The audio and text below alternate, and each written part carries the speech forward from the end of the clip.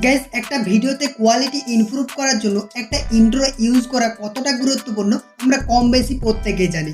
Well আজকের ভিডিওতে দেখাবো কিভাবে আপনি এই ধরনের ইন্ট্রোগুলো ক্রিয়েট করবেন। Hi guys, Sakib here and welcome to my channel. Guys আজকের ভিডিওতে দেখাবো কিভাবে আপনি এই ধরনের ইন্ট্রোগুলো খুব সহজেই ক্রিয়েট করবেন।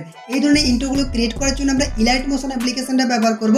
ইলাইট মোশন অ্যাপ্লিকেশনের লিঙ্ক আপনি ওয়েবসাইটে পেয়ে যাবেন, আর আপনাদেরকে একটা প্রজেক্ট ফাইল ডাউনলোড করতে হবে, সেটারও লিঙ্ক ভিডিও ডেসক্রিপশন বক্সে দেওয়া থাকবে। তো ভিডিওটিতে একটা লাইক করে দিবেন। আপনি যদি চ্যানেলে নতুন এসে থাকেন সাবস্ক্রাইব করে পাশে থাকা নোটিফিকেশন বেল আইকনটা অন করে রাখবেন এরকমই নতুন নতুন ভিডিও সবার আগে দেখার জন্য। তো গাইস আপনাদের সাথে আছি আমি সাকিব, চলুন ভিডিওটা শুরু করি।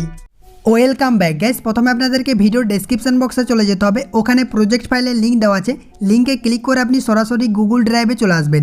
আসার পর এখানে আপনি XML ফাইলটা দেখতে পারবেন। এই ফাইলটা আপনাকে ডাউনলোড করার পর ইলাইট মোশন অ্যাপ্লিকেশনে ইনপুট করতে হবে।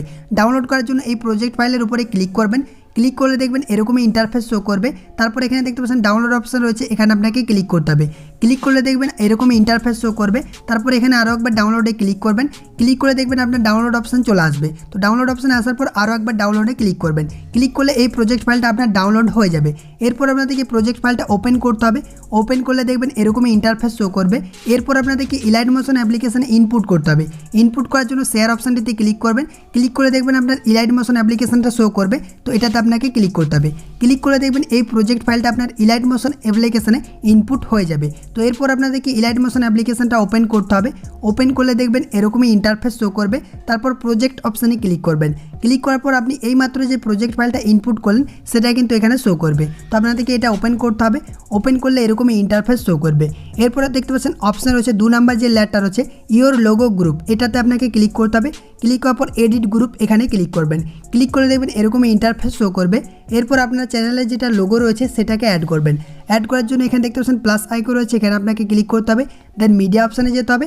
দেন আপনার ছবিও অ্যাড করতে পারেন বা লোগো অ্যাড করতে পারেন। তো আমি এখান থেকে যে কোনো একটা ছবি অ্যাড করে নিচ্ছি। এই ছবিটা অ্যাড করে নিচ্ছি আপনাদেরকে দেখানোর জন্য।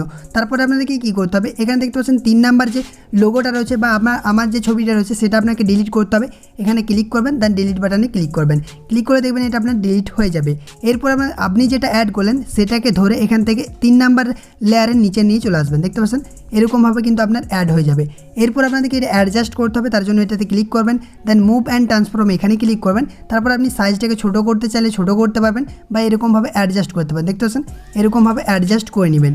তারপরে কী করবেন, দেখতে পাচ্ছেন অপশান রয়েছে, এখানে আপনাকে ক্লিক করে দিতে হবে। ক্লিক করে দেখবেন আপনার কিন্তু লোগোটা এডিটিং হয়ে যাবে বা অ্যাড হয়ে যাবে। এরপর আপনাদেরকে আপনার চ্যানেলের নামটা লিখতে হবে। তার জন্য দেখতে পাচ্ছেন এখানে লেখা রয়েছে ইওর চ্যানেল নেম, এখানে আপনাকে ক্লিক করতে হবে। ক্লিক করার পর এডিট গ্রুপ এখানে ক্লিক করবেন। ক্লিক করে দেখবেন এরকমই ইন্টারফেস শো করবে। তারপর দেখতে পাচ্ছেন ইওর চ্যানেল নেম, এখানে আপনাকে ক্লিক করতে হবে। ক্লিক করার পর এডিট টেক্সট এখানে ক্লিক করবেন। তারপর আমার চ্যানেলের নামটা আপনি কেটে দিবেন। দেন আপনার চ্যানেলের নামটা আপনাকে এখানে লিখে দিতে হবে, এরকমভাবে লিখে দিবেন। তারপর যদি আপনি ফন্ট চেঞ্জ করতে চান উপরে আপনি ক্লিক করে ফন্ট কিন্তু চেঞ্জ করতে পারবেন। তারপর টিক অপশানে ক্লিক করবেন। তারপর আপনাদেরকে কী করতে হবে, ব্যাক করে দিতে হবে।